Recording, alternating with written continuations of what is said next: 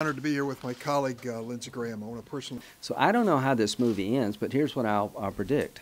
We're not going to allow these kids to be a victim of a broken political process. Matter of fact, this may be what we need in Congress to get our act together. Real people, something we can put our hands around and the public can understand. A real issue with real live people who need us to act decisively. To the DREAM Act population, there are a lot of people on the Republican side of the aisle understand your dilemma, and we want to find a fair solution because you have done nothing wrong. You came here as children. You've contributed to society. You have passed criminal background checks. You've demonstrated your ability to be beneficial to the country now in the future.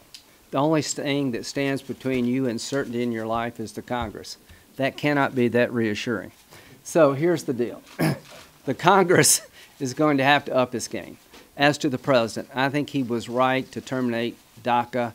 I believe from day one it was an unconstitutional overreach by President Obama. He had a dilemma on his hand. I understand why Dick wrote the letter.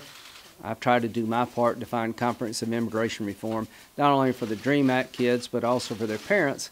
But the main thing I've tried to do is make sure that 20 years from now we don't have 11 million more illegal immigrants. Fix it once and for all. My challenge to the president is that you've talked very glowingly about these kids. Help us. Help us in the House. Help us in the Senate. I think you're a good man. Get involved personally. Work the phones. Try to find a consensus here. Calculation of 6 months is to March 5th, so we have plenty of time, right? Not by Senate standards, we don't. And those of you who have lived around here for any period of time know what I'm about to say. Who knows what next month's topic du jour is going to be?